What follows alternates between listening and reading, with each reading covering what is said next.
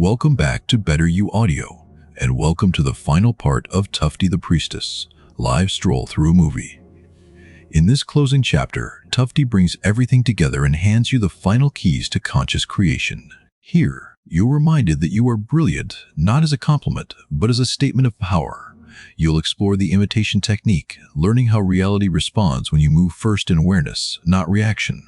The journey deepens into thought forms and thought markers, revealing how subtle mental patterns shape entire lifelines and how unseen forces, the greedy catchers, quietly siphon attention when it drifts unconsciously. From there, Tufti guides you back into sweet harmony, where intention, awareness, and action flow as one. You'll revisit the plate, now woven with threads of memory, experience, and choice, extending beyond this lifetime into the power of past incarnations. The perspective expands further into infinity within infinity, dissolving limits of time, identity, and possibility. This final part isn't about learning something new. It's about remembering who you are, stepping fully into authorship of your reality, and walking forward awake inside the movie. Let's complete the stroll. You are brilliant. Did I say that I didn't like you? I was only joking. You are my favorites, my pets. Don't disappoint me, and I won't disappoint you. Don't dwell on feeling deprived in some way. You must find your true goal, your life purpose, and begin moving towards it. Your life purpose is what inspires you and benefits others as well as yourself. You may not know what your life purpose is, but the Creator's spark knows. Kindle it. Self-development helps to shake off stagnation. Find your purpose, realize your purpose. Without movement and development, you will not have the energy to trigger meta power. Do you want to be a better person, improve your physical fitness and appearance, develop skills and talents, or are you too lazy? What do you mean you don't want to? Look at yourselves in the state you're in with your crooked legs, silly horns, round tummies, and hungry mouths. And yet, despite all that, you are perfect because the Creator's spark is present within you. You have to realize your perfection and kindle the spark. In what manner your perfection will manifest all depends on your personality. Whether it will be revealed and all depends on your intentions. Let's say you want to have a beautiful body, transform yourself into a charming personality, pleasant in all respects, or become a high-paid professional in a particular field.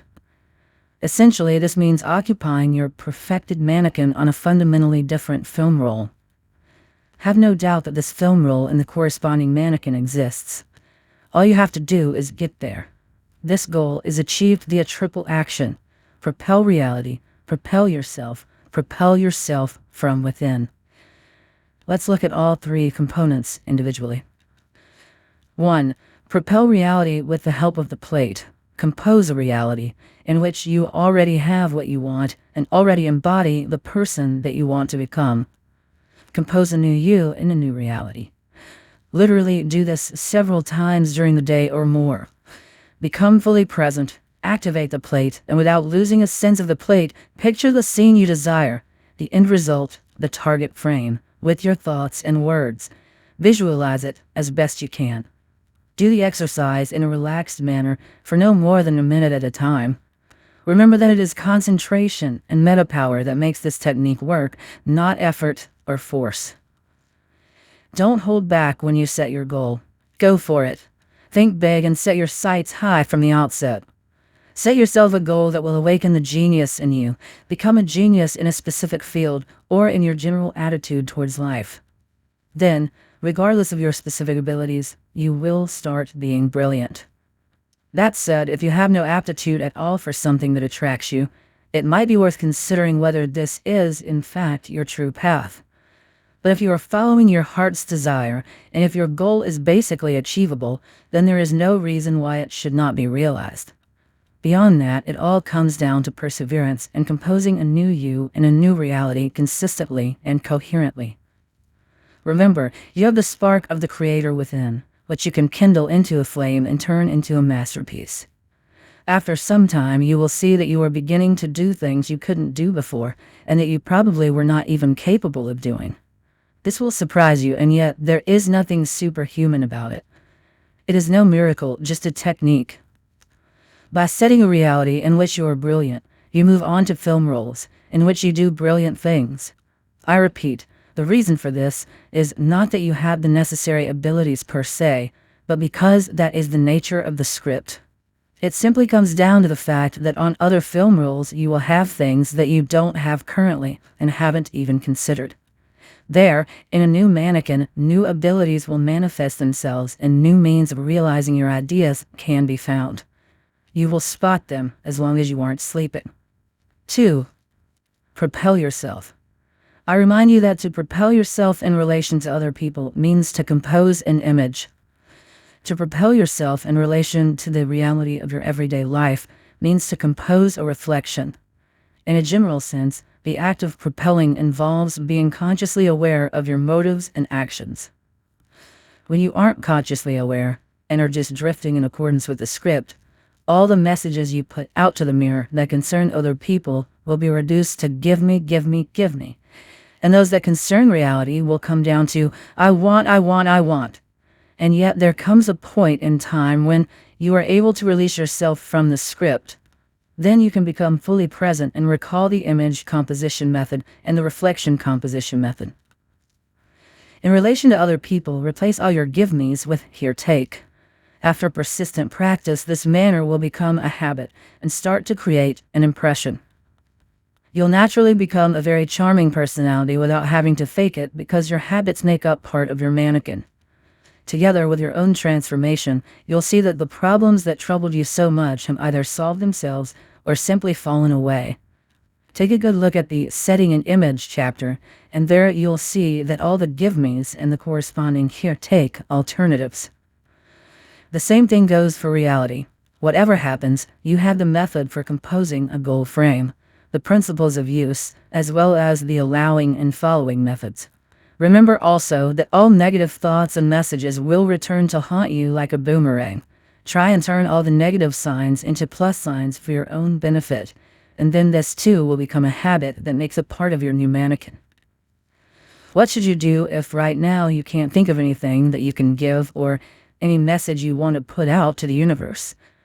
This is where the imitation technique comes in handy. You can transform the reflection into an image or subject by pretending that you already have something you do not currently have, or that you already are the person you would like to be but have not yet become. As the game, so the reality. What you imitate is what you get. Who you fake is who you will become. The reflection flows into an image. We will go into this in more detail in the next chapter. The imitation technique. You are probably beginning to think, dear ones, that with all these methods, you could end up being a clockwork mannequin. Don't worry, my little fidgets. It is better to be a wind-up mannequin with good habits than a puppet of no sound mind. New mannequins are created via triple action: propel reality, propel yourself, propel from within. Use the plate to compose a new you in the new reality. Think big, but make sure your goals are realistic. Soon you'll be doing things that you didn't previously think yourself capable of doing. New abilities appear and develop on new film roles. The ways and means of realizing your idea will automatically present themselves. It can be helpful to repeat the chapters that explain what it means to propel yourself. At the end of our last lesson, we said that the imitation technique will enable you to acquire qualities that you don't yet have. Let's recall the objectives we set. Acquire a beautiful body, transform yourself into a charming personality, pleasant in all regards, and become a highly paid professional. Even though you might not have all this right now, you can fake having it right now. Then, as you already know, reality will find a way of manifesting the illusion you have created on the physical plane. You should literally imagine that you already have all these positive things despite the fact that, so far at least, you're faking it and it's just a game. Observe other people who have these things. Initially, copy how they hold themselves, especially if you don't have your own image of what this might look like.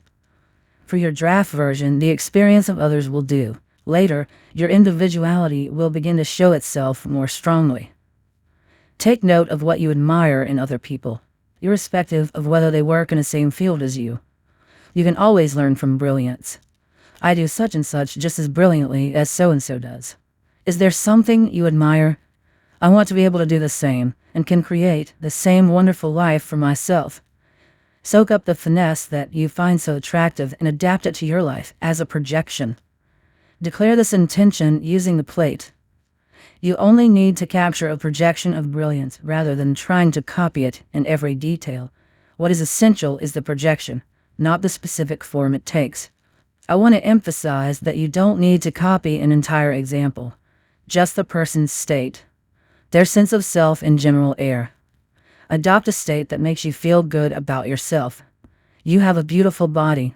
You have a charming personality. You are a highly paid professional. How would you feel if this were the case? What you would feel is the required state you must capture for this exercise. When you have determined the emotional state, behave as if you already had what you are striving for. Create a virtual reality with your thoughts. Illuminate that visualization with the plate from time to time. Recall your vision more frequently. Run it into the background. Be consistent. Even if your physical body and everything else about you is far from being perfect, you can still live the feeling. Fake it. Become accustomed to it. Is this copying? Yes, it is out-and-out copying, but if your approach is serious and consistent, reality will take it very seriously indeed. Reality will not tolerate an illusion that is not of its own making, so the illusions that you create will either be manifest in the physical plane or destroyed. Don't worry, my darlings, the latter is highly unlikely, as long as you don't go looking for trouble to push things too far. Even children know that a game is a game and keep within the limits of what is real. You will easily sense the limits of reality in your own game. Playing the role of a charming personality is totally within your capacity, especially when you are equipped with the image composition method. You naturally won't be able to take the stage at a ballet or walk out onto a hockey pitch and behave like a professional if you've never done it before, because you've not yet reached the necessary film role. However, your imitation game will be no less effective because of it, all in good time. This is what the third action is for. 3. Propel yourself. It is important to be realistic and understand that sofa metaphysics alone are not enough. We live in a dual world, so you have to take action equivalent to the material plane. Do everything you can to achieve your goal within the current frame, and shape your new self. You need to improve yourself not only with the help of the plate, but also physically, by means of concrete exercises, study, steps to improve your diet, and lifestyle. There is nothing you can do to change this requirement. Once you embark on the path of self-improvement, you will know what to do and how. The information will find its way to you. It is also particularly important to be aware that on the path of self-development, your life purpose will be revealed to you. You can puzzle over questions such as what your life purpose is, what it will involve, and how to find it as much as you like. But once you set the goal to propel yourself, rather than to be directed entirely by the script, the answers to all these questions will appear organically. There's no need to worry about the ways and means of realizing your life purpose either. You can't imagine what the ways and means will be, because they lie on other film roles that you still need to reach. There is no doubt that you will reach them if you initiate all 3 types of action. You have a huge advantage because your competitors usually only use one type of action, the third. Many put a huge amount of effort into this, but to no great effect. Which works most effectively, the first, second, or third action? It all depends. On average, they are all roughly equally effective, but if you integrate all 3 rather than practicing them individually, the results are 100% guaranteed. In any case, the triple action writes the course your reality is taking, and things sort themselves out in all areas of your life. How much time will it take? The answer is forever, because, as you know, in life there is always either development or deterioration. Thought forms. You, my boring ones, probably don't quite understand what the difference is between composing a new reality and composing a new self. For in both cases, you compose new film roles and new mannequins. You will understand soon, though. Take note of what you admire in other people. Adopt their general state and sense of self as a projection. In this state, behave as you would, as if you already had what you strive for. Live in this state, live the feeling, grow accustomed to it. Along with the metaphysical work, create yourself on the physical plane too. Do whatever is required to achieve your goal in the current frame. Once on the path to self-development, the answers to all your questions will come to you. By composing an image of a new reality, you illuminate the forthcoming frame.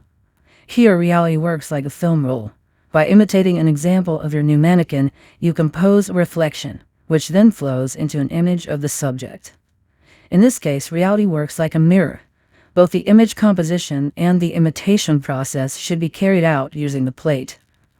Only reality should be composed purposefully by setting aside special time several times a day, although without letting it become a burden. In imitation, you live it, fake it, play with it, feel your way into the new role at the same time as taking a serious approach and being consistent. It does not matter too much if you forget sometimes about the plate. The most important thing is that you live the role, just as actors do prior to a film shoot. When you're doing this, be open to allow in information concerning your new mannequin and new reality, and try yourself out in this new role, as far as circumstances will allow, as well as in your thoughts and visualizations. You may find certain types of mental constructs supportive, i.e., thought forms, which you should repeat to yourself as often as possible. For example, I am a high-ranking specialist unique in my field. My services are in great demand. I derive much pleasure from my work. My contribution is highly valued. I do everything brilliantly. I don't go out for work. I focus on the home, the family, and the children. As a wife and mother, I am 1 in a million. My husband is in love with me. The children adore me. I also love them and take care of them. The atmosphere in our home is cozy and joyful. I cheer everyone up. I am in perfect health. I have a strong, toned, sexy body. It doesn't matter how old I am. I have the body of a 20-year-old and I always will have. I will always be 20 because that is what I have decided. I feel amazing. I have high levels of vitality and a powerful energy field. I am a very charming individual. There is a certain metaphysical glow about me. People sense it and are drawn to me. I have my own individual charm. I am generally a very attractive and charismatic person. Everyone enjoys my company. I bring with me a feeling of joy and celebration. People are drawn to me. Everyone likes me. You can write thought forms like this to suit your taste and mood. Activate the plate and say them aloud or to yourself. It doesn't matter which. At the same time, try to behave in a way that correlates to the affirmations, even though you are still aware that it is a game, albeit a serious one. At the same time, work on yourself and achieve conformity with your vision on the physical plane. Total success is achieved via triple action. Qualities like charm, wit, intelligence, confidence, and genius are relatively easy to manifest with just the first 2 types of action. When it comes to physical attributes, things are a little more complicated. Here you have to focus on the 3rd type of action. It is worth remembering that physical attractiveness largely depends on the inner qualities, which you consider shortcomings that gnaw away at you. Inferiority complexes leave a very noticeable imprint on a person's face and figure. With the acquisition of certain values, the complex will fall away and you will change so much that people will stop recognizing you. Even in the case of physical limitations, the body of your mannequin can be significantly improved. Or rather, it will become a different mannequin, which you need to occupy. Everything is possible with due perseverance, including reversing the aging process. Certain physical qualities are built into your DNA, but far from everything. DNA cannot hold so much information that it defines all the subtle details of your portrait. Your DNA only determines your main characteristics, those that determine whether you are a human being or a snail, as well as the basic qualities that distinguish you from others like you. It would be more accurate to say that the information contained within your DNA is barely enough to describe your embryo. So where is all the rest? For official science, the rest remains a mystery, as mainstream science does not want to accept the existence of the information space, which we call the eternity archive. There is much that science cannot embrace because it has taken upon itself the heavy responsibility of explaining everything from a scientific point of view. And what science is incapable of explaining, it neither negates nor ignores. However, things unexplained do not cease to exist. So a significant portion of the information for your design is contained in that very information space, and you can correct the design in question. You will learn how to do this, my dears. Thought markers. Admit it, you envy me for being so marvelous and incomparable, while you are absurd and awkward. You may envy me, but I won't allow you to envy others. Work on yourself. By setting yourself a new reality, you use an aspect of the film roll. Imitating a new mannequin, you use an aspect of the mirror. In both cases, activate the plate and declare your thought forms. Let new information in and start living your new role. At the same time, work on yourself and conform to your vision on the physical plane. Physical attributes can be significantly improved via triple action. Before explaining how to correct the design according to which you developed after undergoing the embryonic stage, we will digress slightly. As far as I remember, I called you to invent your own thought forms, according to your own taste and mood. In truth, your mind is not capable of inventing anything new, that is, literally construct something new totally independently. It can only read information by managing its awareness. Have you forgotten who you are? You are film characters. The brain has three main functions. The first two involve perceiving your environment and interpreting it.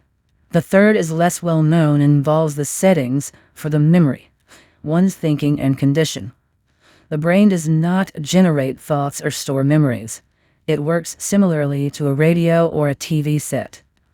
When you remember something, the brain attunes to an information block situated in the eternity archive. When you think about something, it also attunes, scans the information, and in this way, creates from it a flow, which manifests as a train of thought. Thoughts and memories are not stored inside the brain. They are stored outside the brain, where you would expect information to be, in the information space. Condition is something slightly more interesting still. This is the feeling you have of yourself as you were when you were created by nature, or rather in accordance with the design. If you reconcile yourself to the fact and accept whatever has been given you by nature, then this is how you will remain. Alternatively, you can change, for the better or for worse. Here, both the course of your strivings and society have an impact. Depending on personal characteristics and life circumstances, you may either consider yourself to be a good-looking, fortunate soul, or an ugly loser. This is what is meant by your condition. Whenever your sense of self is aligned with one feeling or the other, your condition synchronizes with the design. And if there is a mismatch, the design corrects itself, one way or the other. So regardless of the initial parameters of the design, you can turn from a darling of lady luck into a very unsympathetic brat, or the opposite, transform from an ugly duckling into an all-around favorite. Now here's a question. Is it possible to control the synchronization process? You probably already know the answer to that. The characters who lack awareness drift along with the script, relying on a random, it'll either work out or it won't, I'll be lucky or I won't, helplessly floundering in the current frame. In this case, synchronization occurs automatically, unprompted by the character.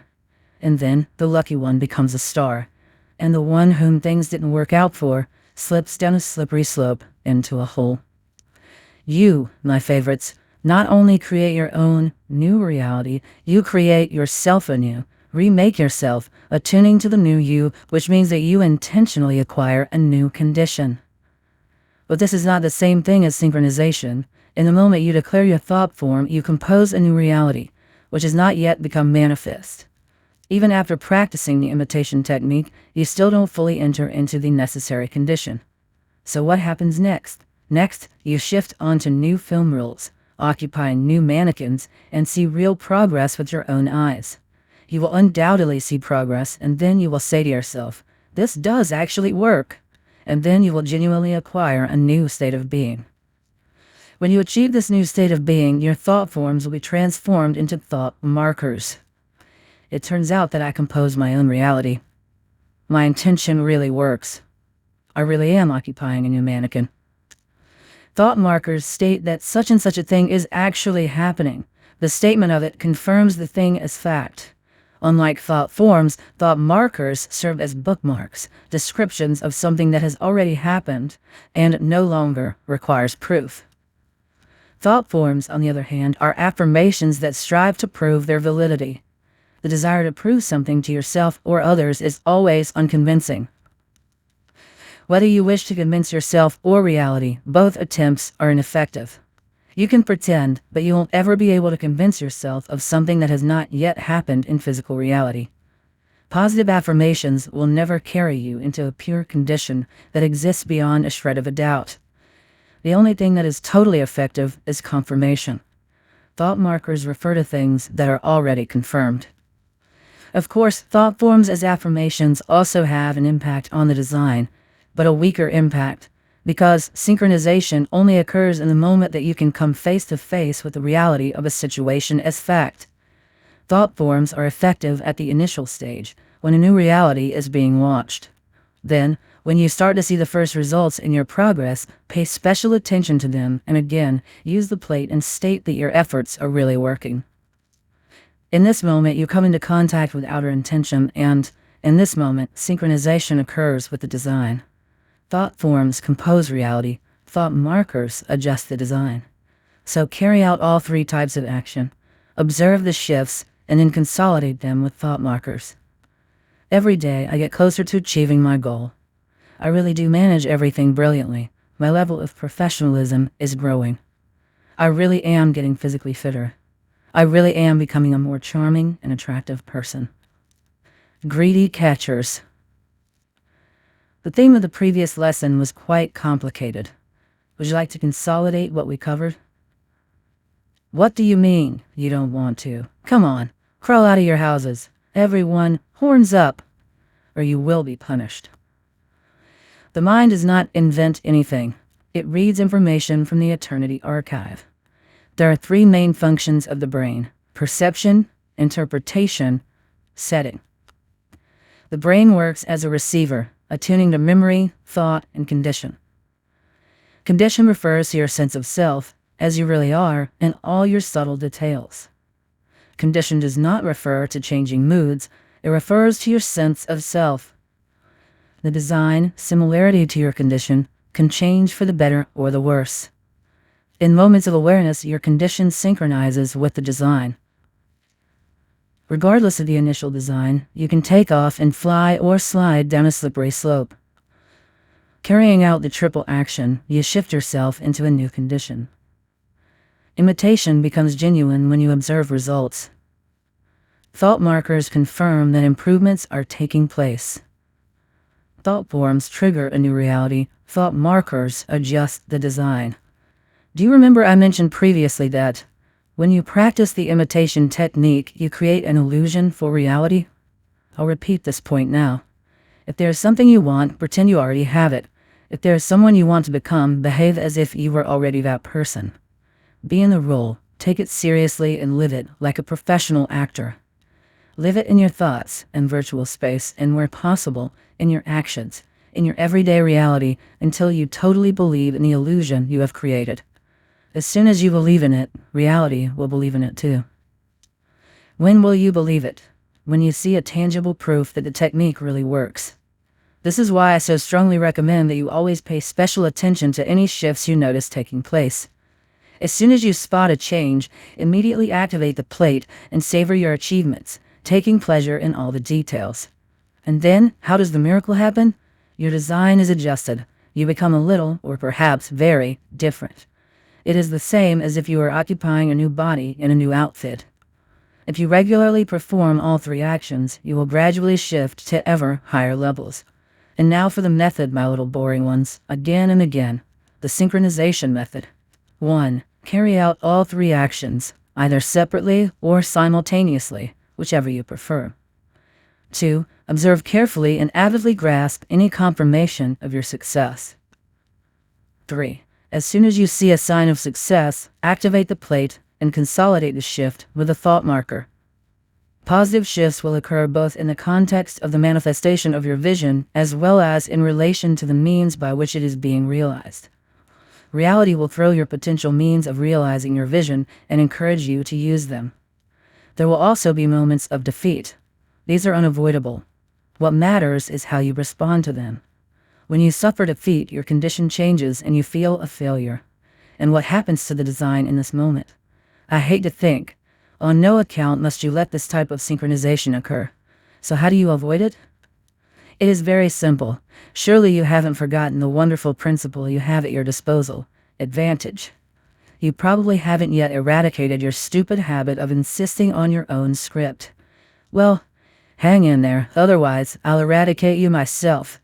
Or better still, I'll immortalize you in jars of formaldehyde and show you off to my other students, not for the self-edification, you understand, but for inspiration. They will become instantly more clever and obedient. And on the other hand, if you have been lucky enough to secure a victory, nurture and savor your condition carefully, not forgetting the plate. Have no doubt, your design will adjust itself and things will develop in a more positive manner. You must be very attentive and responsible when it comes to your condition. Manage it. And also, I remember saying that if you set the right goal, the script might even shock you. You might feel that your life is falling apart at the seams, whereas in actual fact, old stuff is being cleared from your reality so that the empty space can be filled with beautiful new things. And anyway, how can you know by what means your goal should be best realized? It might seem to you as if nothing is going right, whereas in fact, everything is going perfectly, just not in the way you planned it. And anyway, whoever promised that your path would be strewn with roses? And you mustn't let the fact that you aren't seeing instant results worry you either. Take into account the fact that reality responds with a delay factor. Be patient, be persistent, and consistent. If nothing is working out at all and you feel as if you are knocking at a door that will never open, then you should ask yourself whether this is really your true path and the path of your heart's desire. The only path that will never let you down is the path of self-development. Not any path, of course, such as studying ancient Greek, but the path that will inspire you and bear real fruit. And one more thing, you can only compose your new self by using the reality mirror and the plate. Don't try and compose your new mannequin while looking in a normal mirror. I forbid you to try it. It either won't work, or it will have the opposite effect. When you stand in front of a flat mirror, you can only note positive developments while ignoring your shortcomings. You mustn't focus your attention on the shortcomings that you'd like to be shot of. Shortcomings should either be eradicated through self-improvement or accepted as an aspect of your individuality. If you can't do anything about them, then let them be.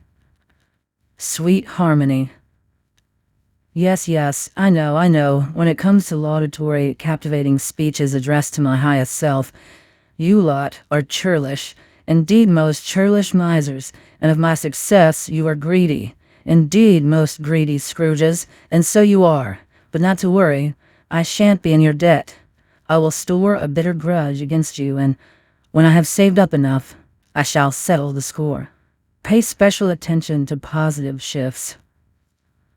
The design is adjusted in the moment you consolidate the shift with a thought marker.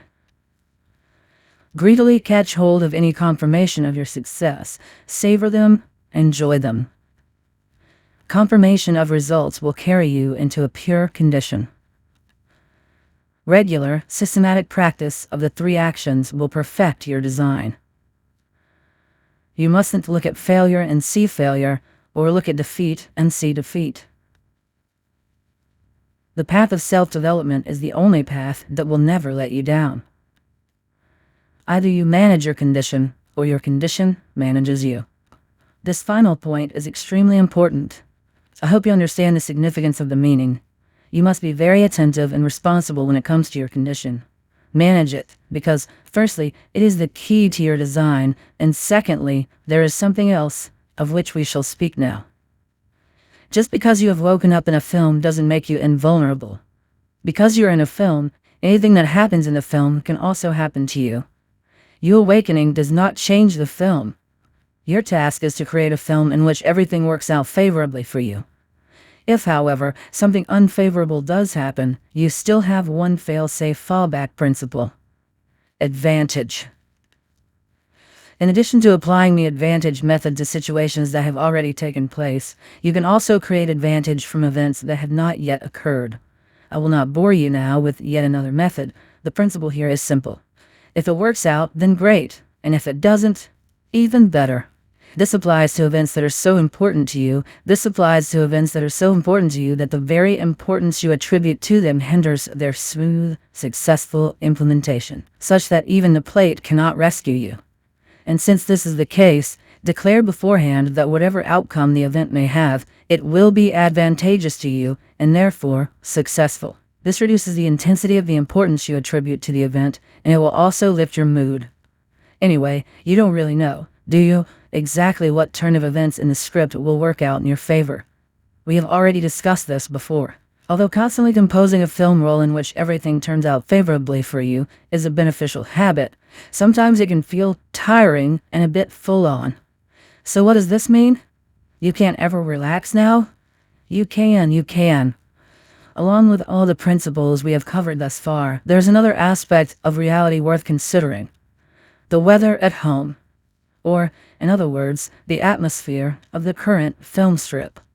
We are not talking about the weather as such, rather the general condition of reality, which may be aggressive or harmonious, and which is personal to you because everyone else is living in relatively different conditions. Everyone has their own weather. For example, in one and the same geographic area, you may have a blue lagoon, while someone else has an icy desert. So the weather in your current reality is determined by your condition. By condition here, we mean not only the type of condition we talked about very recently, but your state of mind and mood, as well as your attitude to everything around you. Both your condition in particular and the condition of your reality can be expressed in one general term: sweet harmony. The sweetness in this term is nothing to do with marmalade. Obviously, this word in particular has many meanings. Above all, the term refers to harmony, in the sense that all shall be well. It also refers to pleasure and delight, the sweet life. To get along sweetly means to live in peace and harmony. Sweet harmony is when the world is at peace, there is order and prosperity in your life, and all is well. Sweet can also mean my sweet or my love. If you love life, life will overflow with sweet harmony. If you love yourself, life will be filled with delight. And if you don't love yourself, create harmony and you will begin to love yourself. Do you remember the law? If you allow yourself to be guided by the principle of advantage, there will be fewer and fewer events in your life that are in some way harmful. There will be harmony, but life is even better if you can create sweet harmony intentionally, i.e., attune yourself to a corresponding state. There was a reason why I advised you to copy the general air and sense of self of the people you look to as role models. This is not only the key to your perfect design, but also the things that create attraction. What is it about your role models that attracts you? No doubt a very positive manner that life is good, success, style, beauty, charm, and pleasure. Pleasure is the first thing that people seek. People are drawn to those who radiate happiness, and by and large, they are all drawn to sweet harmony. And what else is drawn to sweet harmony? Reality. Reality loves sweet harmony too, and becomes harmonious around people and for people who radiate the same. Dissatisfaction, irritation, hostility, and similar attitudes do the exact opposite. They repel others and make reality frown. What should we conclude from this? Try and maintain a condition of sweet harmony. Look for pleasure in small things, and there you will find it. Use any excuse to create a special occasion, and life will be one continual celebration. Create a light, sunny atmosphere both within yourself and around you. Merely expressing a benevolent attitude towards others is enough to evoke their goodwill towards you, and a benevolent attitude towards your reality, whatever the circumstances, will evoke the goodwill of reality itself. Deliberately create a positive atmosphere. Make this a habit. This is probably the most beneficial habit of all those we have covered. Radiating happiness, love, comfort, and joy, more specifically, sweet harmony, you attract people in a successful reality also. For everyone wants the same thing. People are drawn to those with good fortune, those who know how to create the sweet life. You look at the screens and the magazine covers and you see people who are super successful, comfortable, beautiful, and happy. It's enough to make you sick. and you think when you compare yourself to them that your life has not worked out as it should. But believe me, all that showy beauty and happiness is, for the large part, all down to props and bluffs. What's more, now you know how to create real, genuine sweet harmony, and most importantly, you are capable of doing so.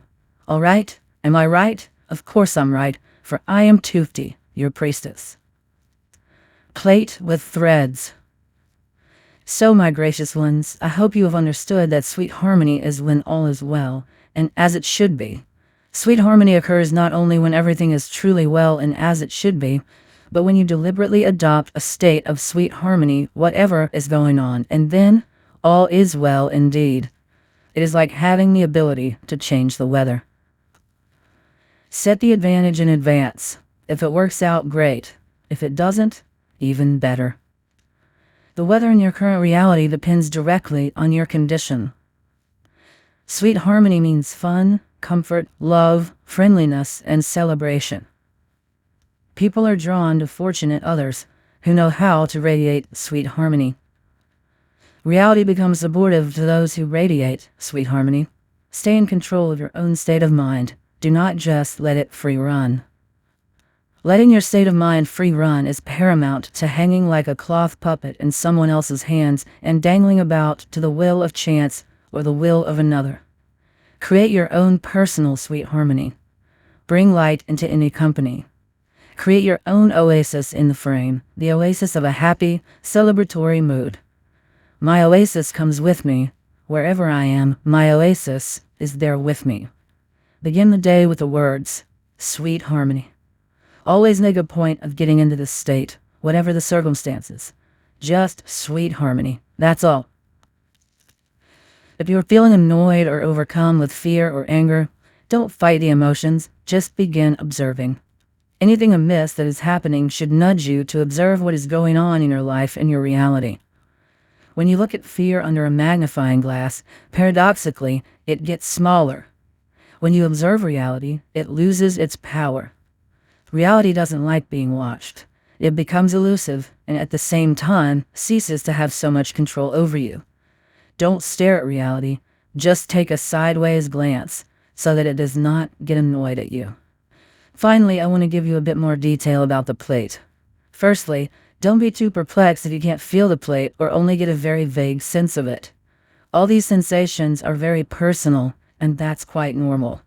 For example, my friend Matilda does not sense a plate, but rather a slight feeling of oppression from behind, and a kind of presence of something non-corporeal and phantom-like. This sense of presence can manifest itself in different ways. It might be something you can actually feel, but if you have to imagine it, that's fine too. Imagine that someone has attached a hard, straight plate to the back of your head. You shake your head, feel that the plate is there, and then remove it. Although the plate is no longer there, the sense that it was there a moment ago remains with you.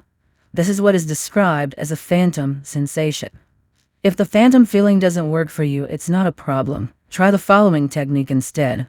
Imagine that an arrow or compass needle is hanging down from the nape of your neck to the middle of your back. Then take an in-breath, and when you exhale, imagine that the arrow has turned so that it is now at an angle to your back. If you experience the phantom sensation, you can use this technique to activate the plate. It doesn't matter what angle the arrow is exactly or how much distance there is between the arrow and your spine. Your energy body will tell you how far the arrow should be from your back for it to become active. Even if you activate the plate without the arrow, simply focus your attention on a certain spot at roughly an elbow's distance or less from the middle of your shoulders, and that should be enough. With time, after a certain amount of practice, you will learn to feel the plate quite tangibly. The plate also needs training. It has atrophied from lack of use. And now for another technique for advanced snails that makes the plate even more effective. Imagine that a flow of energy is rising up the central axis of your body. Take an in-breath and observe a certain sensation rising from your feet up to your head. Next, imagine the reverse flow from the top of your head down. Exhale and track the downward sensation. Practice this several times. On the in-breath, the flow rises upwards. On the out-breath, the flow moves downwards. The sensations may be phantom-like, but the energy flow is absolutely real. It's just that until you really practice it, you may not be aware of it. Now imagine that two arrows protrude from your chest in opposite directions, from the chest or from the stomach, outwards, and from between the shoulders, or lower, and backwards. Take an in-breath, and then on the out-breath, imagine that the arrow in front is turning into an upward vertical position, and the arrow behind you is turning into a vertical position pointing downwards. Try to sense both energy currents as they flow simultaneously. The rising current, triggered by the frontal arrow, moves along the whole body just a little forward of the central axis, while the descending current, triggered by the arrow behind the back, also flows along the length of the whole body slightly beyond the axis.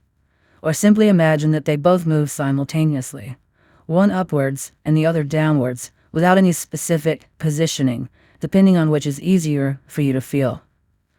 Repeat this exercise several times so that you really start to feel the energy flow in the body.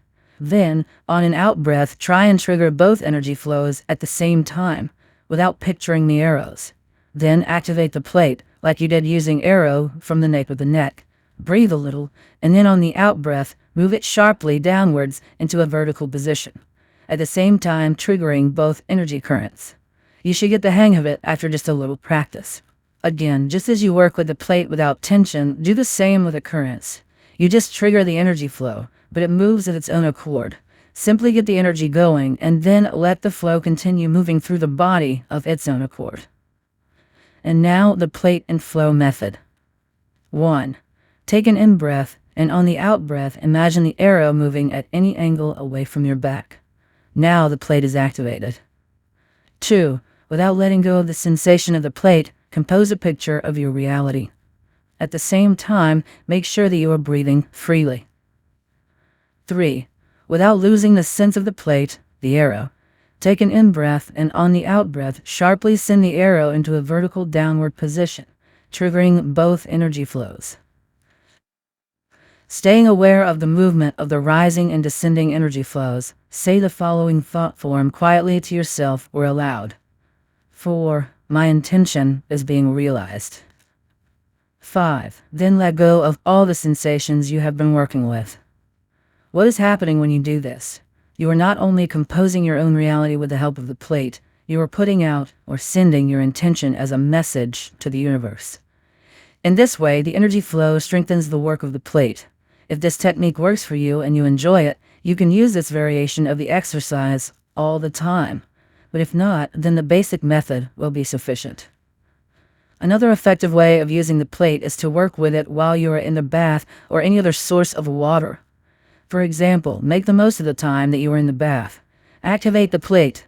The walls of the bath hinder this exercise, without the energy currents, and compose a picture of your own reality and or yourself, your new mannequin.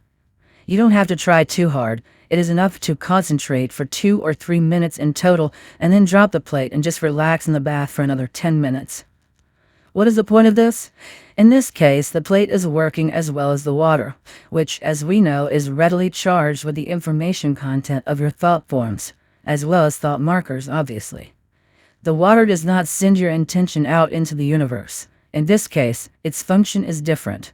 First, the water absorbs the information you are giving it. Then it literally imprints your subtle energy body with the same information. Water is highly effective in fulfilling this function. When you are immersed in water, you can be totally charged or imprinted with your intention, and then you walk around like a living radio station, broadcasting it throughout the atmosphere. If you don't have a bath, there is another option you can use, the contrast shower. At first, spend a couple of minutes warming up in hot, but not too hot water, and turn on the cold water for no more than 5 minutes. Repeat the same 3 or 4 times. The greater the contrast in temperatures, the better, but more important than that, you shouldn't experience extreme discomfort and damage your health. Postpone working with the plate when doing this procedure because it will be harder to concentrate than when you are in the bath. A contrast shower, however, dramatically increases your energy flow. So for this reason, when you turn off the water, be calm, focus, and then practice the plate and flow method. This is also a very effective technique. That's it. It's all very simple. The plate isn't a gadget that you can or can't afford to purchase. You already have it, and you always will. And of course, no super gadget can give you what the plate will. Nonetheless, use it intentionally and purposefully. Don't chat with it unnecessarily. The power of past incarnations. So then, my darlings, we won't consolidate what we have covered anymore. For you, from now on, repetition will take the form of rereading this book, perhaps more than once, because even having carried out the recommended practices, you couldn't have understood or remembered everything the first time around. And all the more so if you didn't actually try out the techniques while you were reading the book. I have been there. I know. With each new reading, you will surprise yourself as you discover something new, as if you are reading the book for the first time. Try to reread this material at least once and discover this for yourself. The last thing I want to tell you is something of which you won't suspect. Like, for example, you were not aware of the existence of the plate, your birthright. As you know now, you have the right to compose your forthcoming reality and even a new mannequin, but there is something more. You have the right to personal power, accumulated over the course of your past life incarnations. What is the meaning of life in principle? Life itself. Only this, and aside from this, there is no other deep philosophical meaning. What is the meaning of the existence of the planet or a single grain of sand? There is none. They simply are. That's all. There is no fundamental difference between the meaning of the existence of the living and the non-living. The meaning lies simply in that these things all are. And glory be to the Creator. So what is the meaning of successive incarnations? The answer is also nothing. Well, almost nothing. Every subsequent life, from the birth and death of a butterfly to the birth and death of the universe, is the dream of the Creator, whose spark is present in all things. In the same way, every one of your lives is nothing more than the dream of the Creator, tantamount to your own dream, of course. While this can only be known to the Creator. So what can be known to us? We ought to know what we are capable of and what we are entitled to do. This knowledge, however, is not given to all, only to those who seek it. If you have no desire to know anything about these things, then live however you see fit. The meaning of life is in life itself, and life is enough. The value, just as the meaning of all things in existence, is equal. Your life is no more valuable than the life of the snail, which you might squash underfoot without even noticing. Of course, I was exaggerating when I called you snails and freaks, but not without good reason. The question is whether what you know and what you have been given is enough for you. If it is enough, then that is all well and good. Everyone has the right to live their life without questioning things. None could blame a snail for living as a normal, non-conscious being because a snail is non-conscious by its very nature. But is it blameless and can it really be laudable to live like a non-conscious character when one is endowed with the capacity for self-awareness? That is the question. Of course, none of that refers to you, my dear ones. Since you are already reading this book, you are one of those people who are not satisfied with what is commonly known and what has been given to you. You cannot imagine what prominent and perhaps even great people you once were in your previous incarnations. Undoubtedly you were great, otherwise you would not have earned this life. But regardless of any former greatness, all that now has been wasted and lost. You do not remember your former incarnations. Do you not think that strange? Again, one might ask the question, what is the point of these past lives? There were failures and defeats, victories and achievements. You have paid for much and accomplished much. Has all that really been for nothing? Simply in vain? You cannot bring back the experience of forgotten lives, just as you cannot take with you something you possessed in a forgotten dream. Still, I repeat, you have a right to the personal power accumulated over the course of numerous incarnations. No one has told you this before, but I am telling you now. Personal power and strength of soul should not be wasted. A new life should never begin entirely from scratch. That would be a mistake, a glitch in creation. Whether you accept it and live with the mistake is a matter of will. Only what good are you to anyone as a defective being? You are no good even to me. It is within your power to claim what is rightfully yours. But how? It is very simple. Anyone who declares their right is given it. You literally need to say, I declare my right. I return my power. I acquire the power of all my previous incarnations. Words, however, are not enough. Words are so often empty talk. There's one subtle detail here. For your words to be heard, you have to use that archaic rudiment of which you are already aware, the plate. Make your declaration using the plate just as you did when you were composing your own reality, and power will hear you. Do this whenever you feel it is necessary. You will soon gradually come to sense an increase in your personal power, self-confidence, and strength of spirit. You will definitely feel it, and every time you do feel confirmation that it is working, do not forget to consolidate your renewed design with thought markers such as, I can see that my personal power is increasing. There is nothing more to add here. You will see for yourself how amazing it is. Infinity in infinity. And now we will talk about something which many an inquisitive mind will skeptically await. Proof that everything we've talked about here is real. Surely we don't really live in a film, and surely we can't jump from one film roll to another. Well, first of all, the main proof should lie in your own empirical experience. The methods and techniques described here really work. Check it out for yourself. And secondly, much indirect proof, particularly indirect proof, can be found in the form of anomalous and unexplained phenomena. You won't find direct proof that these techniques work because, for some reason, reality is not prone to revealing its secrets. How is it, you may be wondering, that I know all about these methods? There's much I do not know. What I do know is that this stuff works, and that's a fact. Why and how exactly is another question. Film rolls and the mirror are just models and interpretation of something more complex.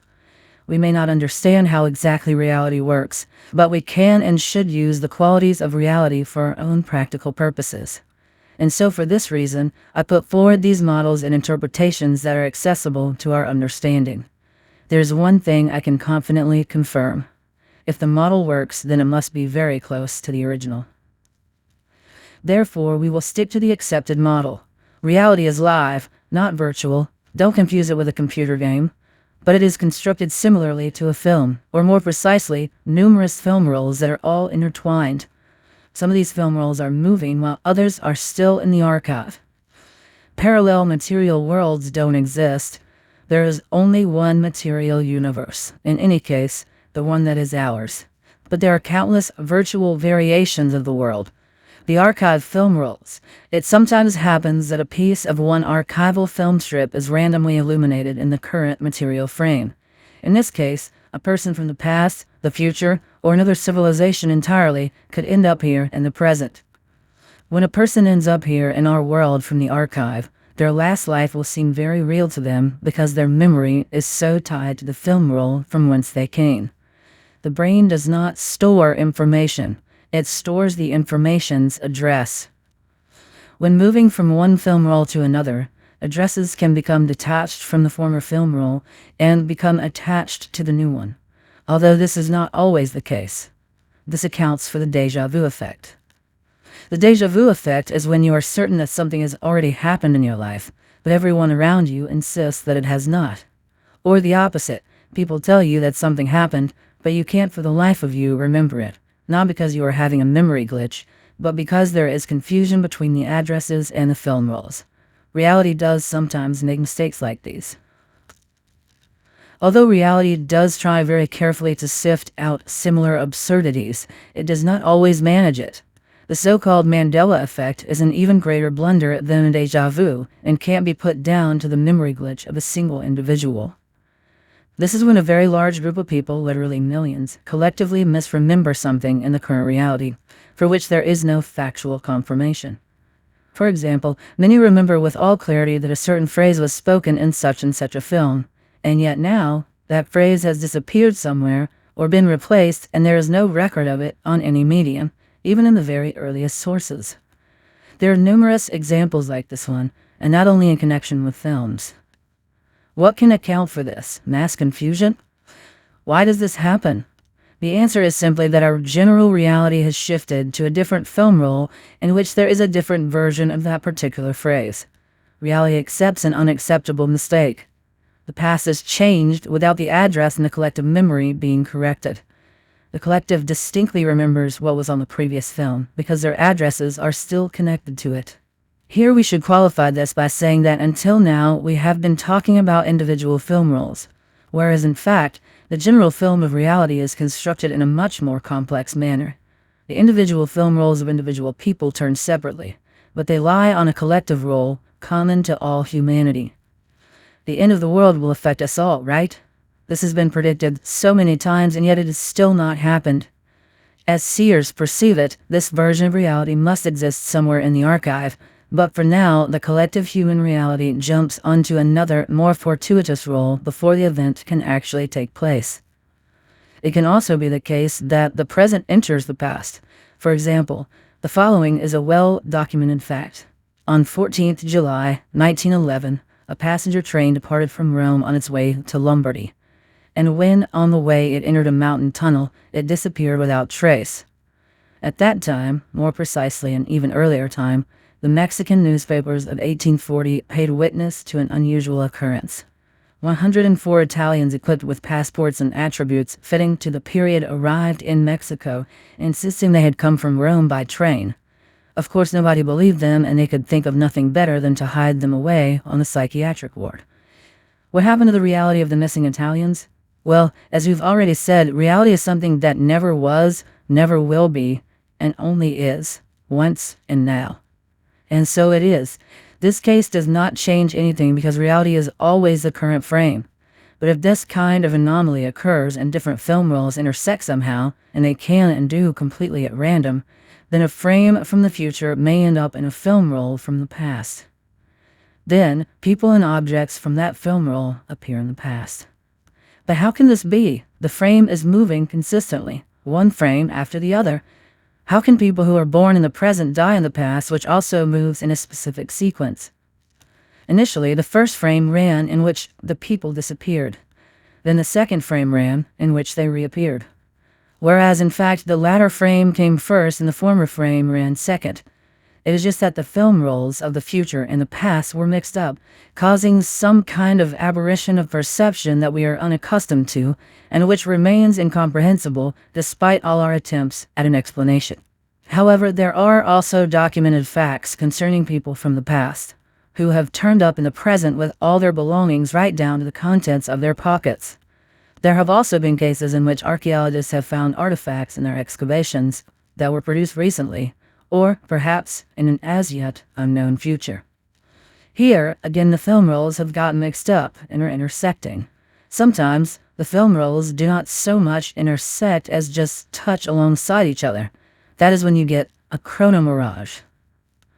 Neither people nor objects time travel literally as material objects in space.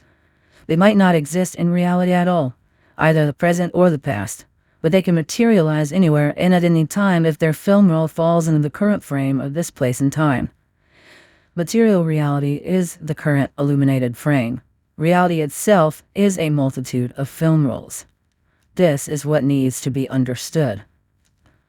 These anomalies do not prove anything, but they do serve as indirect confirmation that reality is an infinite space made of variations of different film rolls. Moreover, it follows that not only the quanta of the microcosm are discrete, but all of reality, because the film rolls consist of frames separated at intervals from one another. If science would accept that the macrocosm as well as the microcosm was quantum, all sorts of new discoveries would be made. For example, instantaneous movement through time and space, as well as other anomalies, occur in the spaces between frames. All the practices we have covered confirm that all reality is discrete rather than continuous. Freeing yourself from the frame frequency of the current film roll, you acquire the ability to create the impossible. Literally, all these procedures with attention and the plate take you out of the frequency and phases of reality. And in this sense, you acquire the ability to stroll freely through a film. One may suppose that the Eternity Archive did not appear instantly either, but rather evolved over time. Everything that was or that could have been was not always recorded, although one could also maintain that the archive has always existed. Only then one has to delve into philosophy and determine the semantics of the word always. What does always mean? Does anyone know? Evolution is, in a certain sense, a process of producing information. Both living and non-living nature evolves, develops, and simultaneously produces information about itself concerning the variance of its existence. The evolution of the web is a good analogy. Visitors type in their information, and the data accumulates. The film archive is not a comprehensive, totally infinite information field, which has always existed in relation to everything, but rather, let's say, a part of infinity, which moves and grows like a huge construct, which is also infinite. It moves and grows within infinity. It's infinity as a part of infinity. Can you imagine such a thing? No. And there's no need to. There's no point in overanalyzing things that are beyond the mind. Who knows? Someone may argue that infinity does not exist and the universe is finite. But who can say for certain? Don't overthink things. Instead, act and enjoy the feeling of delight simply from knowing that you are capable of recreating yourself in your own reality. This discovery of light at the end of the tunnel gives you strength, hope, and purpose, which also means the energy for the intention to create such something that, from the point of view of the average man in the street, is impossible. Conclusion. So, my good ones, we have come to the end of the first volume of our narrative. This is just the first volume, and we will, of course, meet again. If you have not transformed into fireflies, then you are at least close to it, and are currently somewhere in the transitionary phase of a lizard, an elusive, curious lizard. You will bask in the rays of my glory, narrow your eyes, wag your tails, open your mouths wide, and make zoological sounds hissing, Tufti, Priestess, and then gather in a flock and whisper to each other whilst glancing back at me. How can we use her in our own interests? The most important thing is that you use the knowledge you have received. Most people, almost all, live without ever waking up. They go through life as if not of sound mind, without looking up or looking about them. They never try to create their own reality, and just drift through the existing motion picture like a fish drifts around an aquarium. Do you understand now how strikingly you differ? Don't forget, though, that this does not give you the right to look down on others, or worse, behave towards them with contempt. Don't be sleeping characters. It is a worthless task. Let other people live as they want to and as they are able. Those who are capable of awakening will find me just like you did. Remember me and don't forget yourself. The knowledge described here is given in a very concentrated form, and what is more, it is the kind of knowledge that may appear too vague and elusive. You could let it wash over you without understanding it at all. The reason it is elusive is that it concerns an illusion in which you are constantly immersed, the illusion of action, which consists, if I may remind you, in that you think you live in an independent life and are in complete control of your actions. At the same time, nothing works out the way you want it to. Herein lie the contradiction and the paradox. If you act according to your will, why is it that everything turns out differently to how you would like it to? You think the reason things aren't working out is simply that they aren't working out, and that's it. In fact, the reason things aren't working out is that you are not in fact acting according to your will. You are being led by the script. When you are taken over by anxiety, fear, dislike, and other emotions, you are plunged into a dream, into a trance, and are not yourself. You might think that it is these emotions that have taken control over you, but that is not the case. Emotions immerse you in sleep, and then the script owns you. The other reason that things are not working out is that you don't know how to act so that they do. Instead of composing your future reality, you fight with your current reality. The aim of this book is to drag you out of the illusion. There's not an awful lot that needs to be said on the matter. It is better that you first understand, become aware, and see wherein your illusion lies. This of itself will not be enough to radically change your life, but in the forthcoming books, you will be able to learn much more about it. Every day there is something that bothers you, that makes you feel disheartened or oppressed. You have to catch yourself when these moments occur and redirect the vector of change instead of giving in to them. I can create reality, and it is up to me to decide what the reality will look like. Remember that you are composing an end result, the goal frame, and not a specific course of events. Develop this habit. Remember I said the power is a reality driver? This is what turns the film roll. If you start to compose reality, power will notice you. Power always focuses attention on those who help to turn the film roll. Power lifts them up and begins to help them. Power is not interested in an empty dream mannequin who plays roles in films unawakened. Adopt the following motto. I look for power. I find power and do everything with power. That is, I do everything powerfully, brilliantly, and with soul. Do this, and then power will walk with you. Be careful not to fall into a state of childish glee as you delight in your own miracles. Rejoice to yourself quietly, or reality might be tempted to take revenge. Reality can be like that sometimes, a tad malicious. And even more importantly, avoid bragging about it to your friends. Don't talk to your friends in conversation about the methods for creating your own reality and mannequins. They might not understand, and then you'll be laughed at. These techniques should not be looked at out of context. It is better to recommend that your friends read the book for themselves if they are curious about what you say. Do not lend your own copy, as a book like this is a kind of talisman. This book is more than a collection of texts. It is a thing that has power. Hold it in your hands, feel its weight, and the overall sense of it. It is yours. And I am Tufti. Farewell, snails, until we meet again in the following volumes. Methods. Why is it so important to carry out the methods described here? Because methods release you from the script, bring you to life in the film, and instill helpful automatic responses. Awakening method. 1. You wake up the moment something happens. 2. Before doing anything, you wake up. Focus your attention on your awareness center, on the point between the inner and outer screens.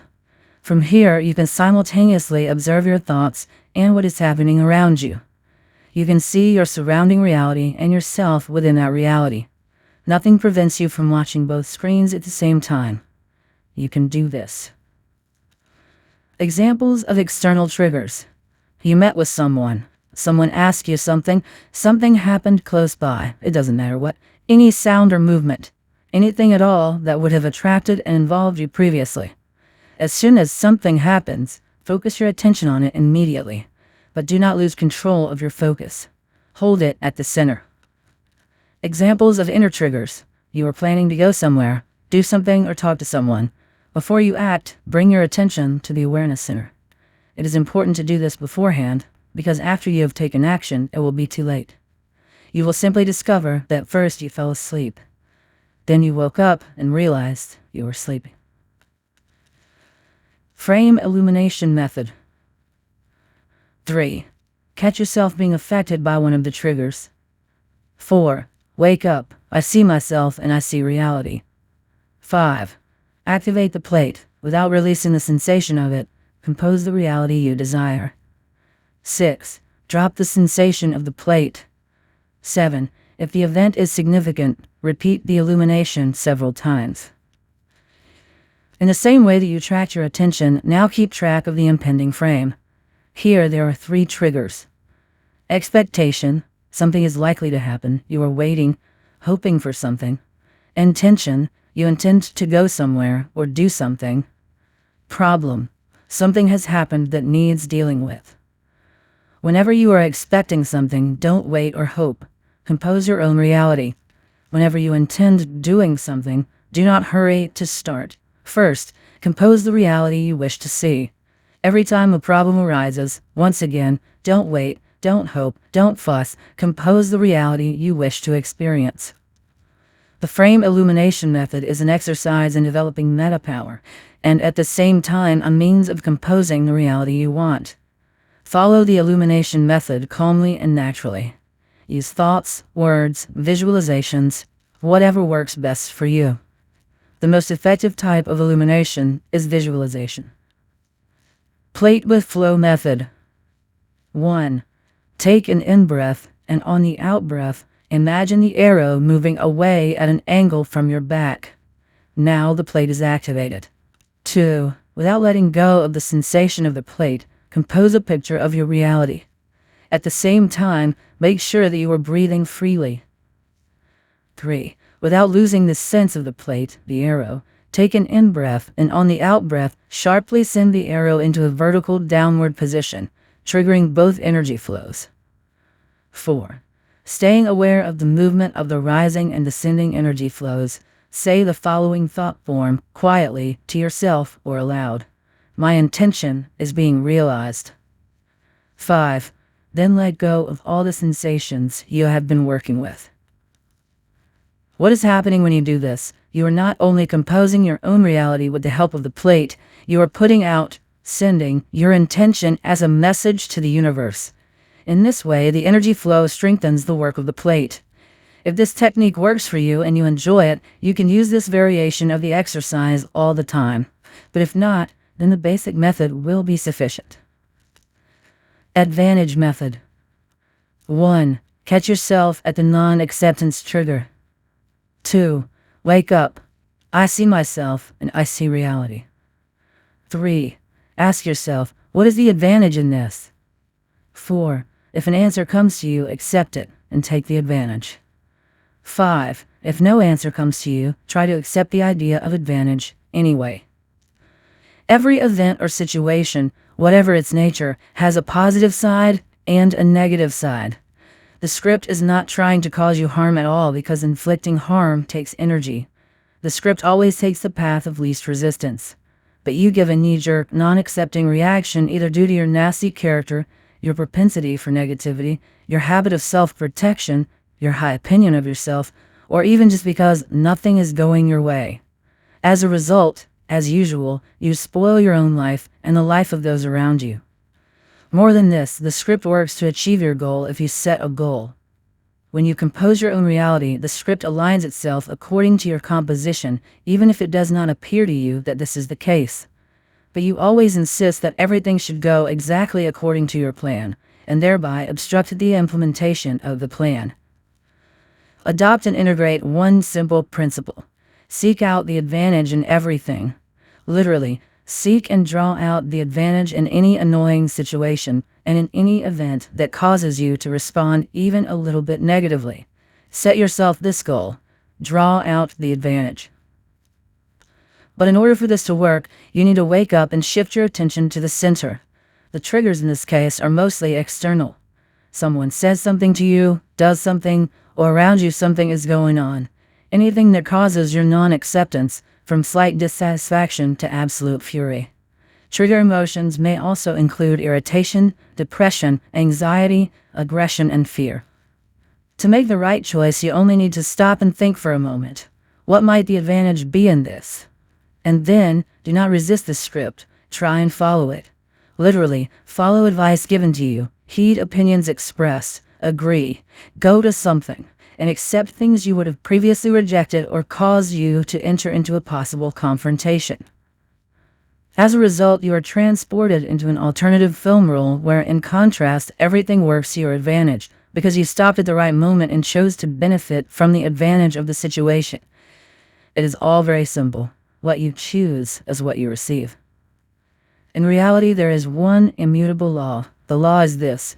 The more you allow yourself to be guided by the principle of advantage, the fewer events life will throw at you that are harmful. The following method. 1. Catch the moment of the control trigger. 2. Wake up. I see myself and I see reality. 3. Ask yourself, sense, what is the first dictate telling you? 4. If an answer comes to you, follow the dictate. 5. If no answer comes to you, compose the goal frame and try following again. Being endowed with self-awareness, you are constantly asking the question, how? And then you conjure up a whole strategy for achieving what you desire. Yes, in the moments that you ask yourself this question, your self-awareness awakens, but it hinders you because in your mind, rather than holding sight of the goal, you focus on your own silly ideas of how to achieve it. You spoil everything by insisting on having things your own way. What you must keep in mind is not a specific course of events or people's behavior, but the end result, the goal frame. You should observe yourself and where you place your attention to prevent it from fabricating its own plan, and instead follow the subtle nudges of the script by taking them to be the dictates of power. By consciously allowing the script to lead you, you are in fact leading yourself, using the power and wisdom of the script, and then everything goes smoothly and well. It's when you don't allow it to lead you that you end up spoiling everything. It turns out that nothing is going my way, in part, because you're not allowing it to. Here you can use all the triggers which we included in the attention tracking method, frame illumination, and advantage methods. You should make regular use of all the triggers until it becomes habit. This is the only way to learn to wake up at the right moment. If you don't adopt this habit, nothing will happen. The ability to wake up at the right moment is essential. In addition to the above, I'll mention the control triggers. Your most harmful habit is your desire to control everything: the script, events, other people. 1. I want something from people and events. 2. I want everything to go according to my plan. 3. Something is not turning out the way I wanted it to. The habit of controlling must be replaced with a new habit of letting go and following. The image method. As soon as you find yourself wanting something from someone, wake up and stand in front of the mirror. What do you need to do for the reflection to meet you halfway? Take the first step. Give to others what you would like to receive. 1. Catch yourself thinking, I want other people to give me something. 2. Be fully present. Wanting is futile. You have to give. 3. Ask yourself, what can I give that is the same? 4. If you find something similar, give it now and just give up front. 5. If you don't find something similar, then just give anyway. Use the following table to compose the image you want. You want fun time with friends. Compose the image by listening carefully. The reflection gives people socializing with you. You want to be interesting. Compose the image by showing interest, and people will be interested in you. You want to receive help and support. Compose the image by helping others, and people will help you. You want people to understand you. Compose the image by trying to understand others, and the reflection will give you understanding. You want people to be compassionate toward you. Compose the image by showing compassion. People reciprocate. You want approval. Show approval, and people will approve of you. You want to gain respect. Give respect. You will be respected. You want to receive gratitude. Show gratitude, and you will be appreciated. You want to be liked by others. Be kind, and people will like you. You want to be loved. Be loving, and you will be loved. Simply line up all your thoughts and actions with a plus sign after them. All your give-me's have a minus sign after them, and either don't work or create the opposite effect. Similarly, all your negative thoughts and actions come back to you like a boomerang. What you don't want. Encountering aggressive types. Well, don't show aggression. If you don't want to be criticized, then don't criticize others. If you don't want to feel judged, don't judge anybody. If you don't want to suffer any damage, don't do any harm. If you don't want to be afraid, don't make threats. If you don't want to have an unpleasant personality, then don't cause trouble. There's a general principle for composing the image. Rather than complaining to the world, love it. In reality, all you need is love. It's just that you don't always understand these words in the right context. You want people to love you. You think that first people will love you and then you will love the world, but it should be the other way around. You love. You radiate love without demanding anything in return, and only then can love come to you. The reflection method. In a three-dimensional mirror, the subject and the reflection are connected. So what does that give us? It means that the image you create can become a reflection, and the reflection can flow into the subject. In other words, you can turn a reflection into a subject pretending you have something you don't, or that you are someone you have not yet become. For example, you want to have your own home. You wander around the shops looking at furniture and items to decorate the interior as if you already had a home. Or you might want to be wealthy. You look at expensive things, cars, yachts, spa resorts. Allow wealth into your life. Or you want to become a star in some other area. Behave if you already were a star. Live that life, for now, at least in your imagination. Don't worry that it might feel like a game of self-deception. If you are serious in your approach to the game, reality will be forced to take you seriously. It is a mirror, after all. Your task is to be present and feel now how you would feel if you already had what you want, or already were the person you'd like to be. Fake it, and live out of the faking it. It's make-believe, but it's no joke. No joke, you see. Gradually, the picture of reality will attune itself to your make-believe. Reality loves to create illusions, but it can't stand being fed them. It will find a way of turning the illusion you have created into reality. 1. Catch yourself thinking, I want something, or to be someone. 2. Become fully present. Wanting is futile. You have to start composing. 3. Fake it and behave as if you had already achieved your desire. What you imitate is what you get. Who you pretend to be is who you will become. Live it in your thoughts, in virtual space, and where possible, in your actions.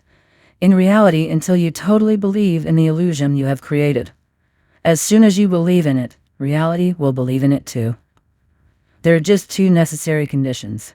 The first is to take the game seriously. The second is to play the game consistently.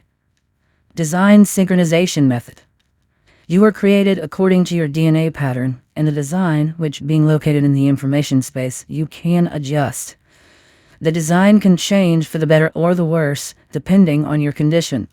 Condition refers to your sense of self, who you really are, warts and all. Your condition is more than a passing mood. It's your sense of self.